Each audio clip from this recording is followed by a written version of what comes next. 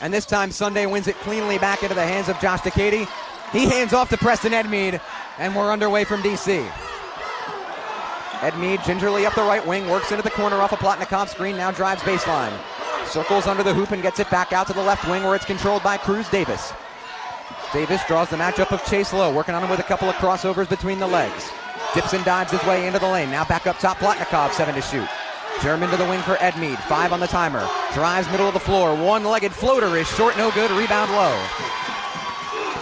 Full head of steam for Chase Lowe up the right wing, now snakes his way middle of the floor. Hands off to Valberg Fasasi, who gets it into the hands of Killian Brockhoff. Back to Valberg Fasasi on the right wing, driving on Sunday. Careens a pass into the corner, now back up top for Pulliam.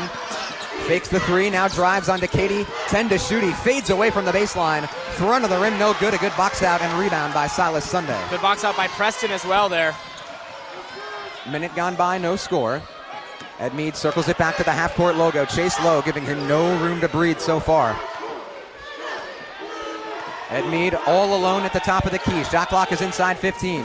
Sunday sets the screen. Preston drives right. Into the lane he goes. Up and under with a move. Now into the corner for Decady, who fakes the triple. Drives baseline. Back to the basket. 2 defenders in his face.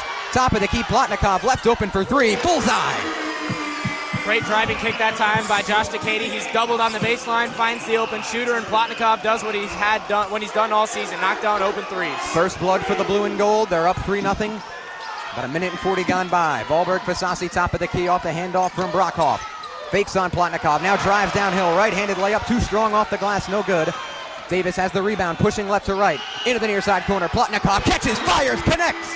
Plotnikov picking up where he did last year in D.C. He put up a career-high 23 points last year in their first game in D.C. Chase Lowe quickly looking for the answer. Drives down the right lane, but he's shut off nicely by Edmead. Now under the cup for Pulliam. Right-handed layup over Plotnikov. Rattles in off the left side of the iron and good. 6-2 Pride, 2 minutes gone by. We talked to Shane Doyle before the game. He talked about staying disciplined but playing aggressive as well. That's a good job by German that time to keep his hands up. Good, a nice contest under the rim. Just wasn't good enough. Davis on the left wing, now pulling up over Brockhoff. The three-pointer is good. Cruz Davis with a hand in his face, and it's 9-2 Hofstra. I mentioned a fast start, and they're doing it in spades here. 9-2 here early, all from beyond the arc. Valberg Fasasi quickly in transition. His three-pointer too strong, no good. Sunday has the loose change and feeds it up the right wing to Edmead. Edmead slows it down in the wing, crosses over, now steps back for 3. Over Chase Lowe, that's short, no good. Rebound Sunday, and he just threw it away. Nobody was there on the left wing as he tried to reset it back to the top of the key. Pride by 7, and here come those hockey line changes for William and Mary. 4 substitutions check into the game. And that's what keeps them so spry, right? When you have 4 guys coming in and out of the game at all times, right? So only 3 minutes into this game, and 4 of the 5 starters now on the bench, they get a chance to rest their legs, catch their breath, and when they come back in the game, they'll be able to get right back to running up and down the floor. It's Joel Emmanuel. Valberg Fasasi is the only one of the starters that stayed in. Emmanuel down the left lane, gets it top of the key for Reese Miller. Picks up his dribble and feeds it back out to the logo for Valberg Fasasi. With the matchup of Davis, now into the far side corner. Miller drives on 2 defenders. Tough left-handed layup is no good. But a late foul comes in against the blue and gold. 2 free throws for William and Mary. And partner, that is what they do best. They love to get to the charity stripe. Yeah, and they attempted 28 free throws last night against Elon and 40 in their previous game against Drexel, their final of the regular season. You have to make sure, we already talked about Shane Doyle mentioning playing defense without fouling, playing aggressive, but also keeping your hands up, staying disciplined. That time German comes over for the help. It's a great block, a little too much body. I think it may have been clean, but my bias potentially getting in the way there a little. Miller, a junior from Round Rock, Texas, goes 2 for 2 at the stripe. Davis inbounds into the near side corner for Edmead. A little bit of full court pressure being put on by J.R. Jones and the William and Mary Tribe. Davis, right wing, puts it on the deck, now gets it over to Victory Onwetu, fresh into the game. Calls for help, top of the key, now hands off to Plotnikov. Downhill for Onwetu, rises to the rim. His dunk is no good, but he is fouled. Looks like Joel Emmanuel got him on the wrist on the way to the cup. So 2 free throws coming up for the 7-foot Spaniard.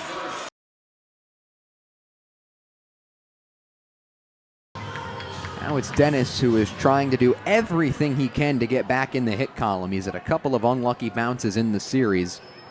As you mentioned earlier, batting average is dipped below 250 Foul ball straight back over the roof, 0-1. Hit a couple of balls hard last night, but nothing to show for it. Also went down looking and worked a walk in the 10th inning when it mattered the most. Buckner home with the 0-1.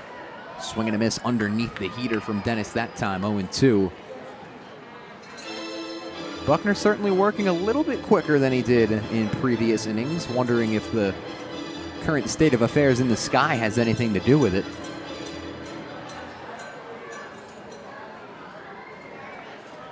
Two strikes and 2 outs. Dennis stays alive as he slaps one foul up the right side on a pitch that was way above the zone, right around his neck.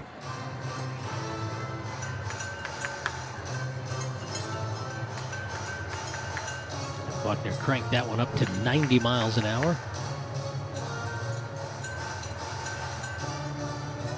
Dennis trying to manufacture some 2-out magic.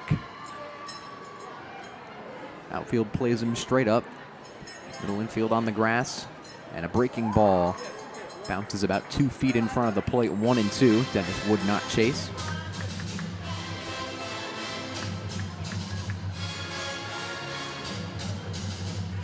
The sky behind the outfield wall looks incredibly dark, but if you look behind home plate, things are gray and light. So things moving in from center field here at Clover Stadium. Dennis slices one straight back into the suites to fight another day. Just 6 combined hits between the two teams. Bice has allowed 3 and Buckner has allowed 3.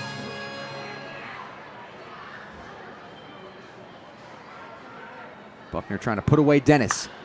Line drive left center field. This one will dunk into the gap for a base hit. Dennis rounding first, chugging hard towards second. The throw from LeBrun is not in time. And a 2-out double from Austin Dennis has the Boulders in business here in the 5th. Jumped all over a hanger at 87 into the alley. Not very deep, but LeBrun and Castro both playing him straight away. Plenty of real estate out there in the outfield, and Austin Dennis hustling around first, easily slides into second with the Boulders' first extra base hit of the night. Now Ryan McCoy, a chance to tie this game up. Slugged home run number 8 in last night's victory. Chance to drive in another tonight. Dennis off second with 2 down, breaking ball just off the outer part of the plate for ball 1. Well, Buckner's been throwing that pitch that Dennis hammered into left center field all night long, and the Boulders haven't been able to figure it out. Dennis was the first one to put good wood on that breaking ball upstairs. 1-0 to McCoy. High drive, deep left field. Castro back towards the wall. That ball's out of here!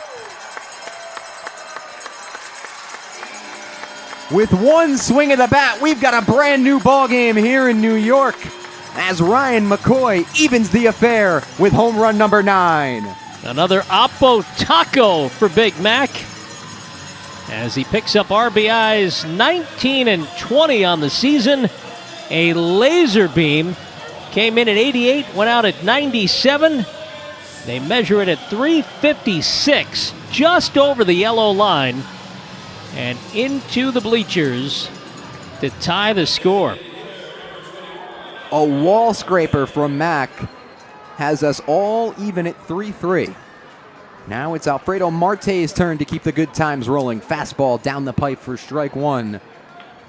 One of my favorite things about McCoy, some of these home runs, they aren't these towering, majestic major league moonshots. They're low liners that explode off the bat and get out before he can even think.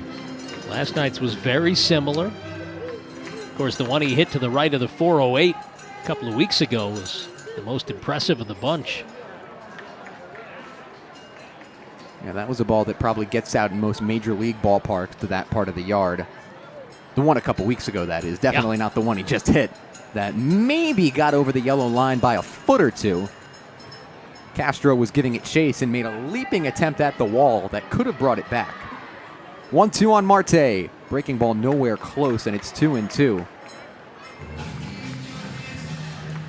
Well, the Boulders had their chances to jump back into this one earlier. Now they finally capitalize after the 2-out double from Dennis and then the 2-run blast from McCoy. Upstairs to Marte, and a game that the Capitale felt like they might have been seizing control over.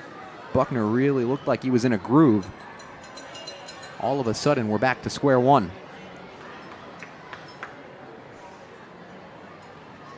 Payoff to Marte.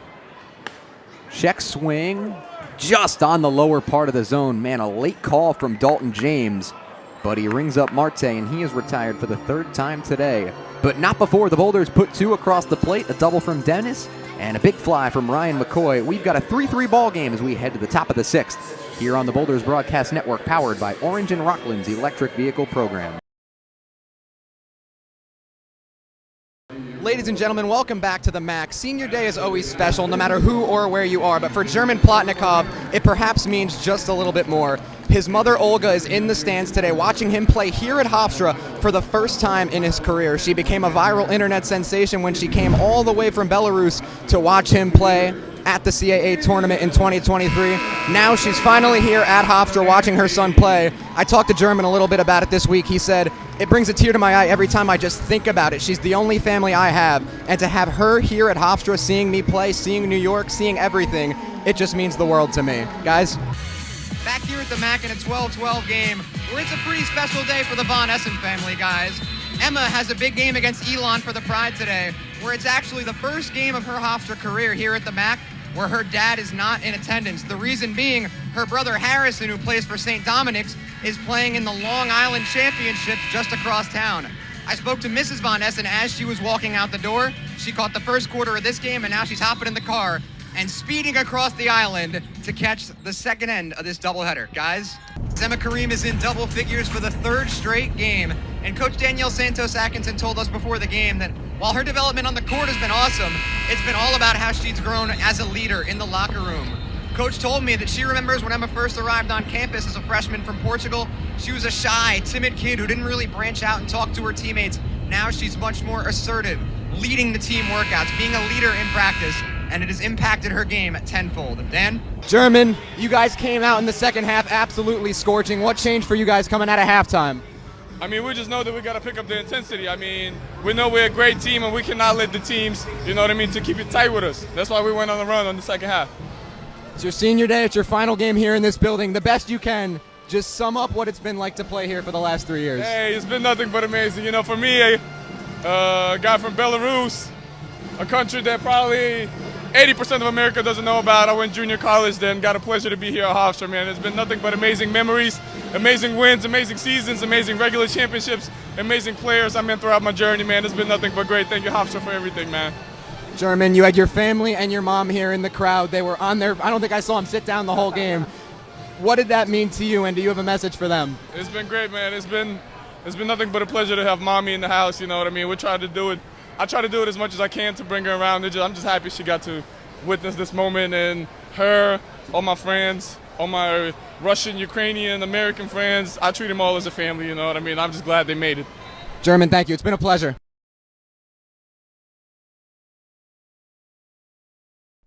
All right, folks, we're not going to tease you any longer. I have been sitting up at night all summer long waiting for a brand new Pride Top 5 to ring in the new school year. Let's roll the tape and look at the best of the best in Hofstra athletics. I can't wait to jump into the tape. We're starting at number 5, men's soccer, up against Northeastern CAA opener. That is a beautiful ball in from the corner, and Laurie Goddard slots that one home. A conference-leading 6 goals for him so far this year.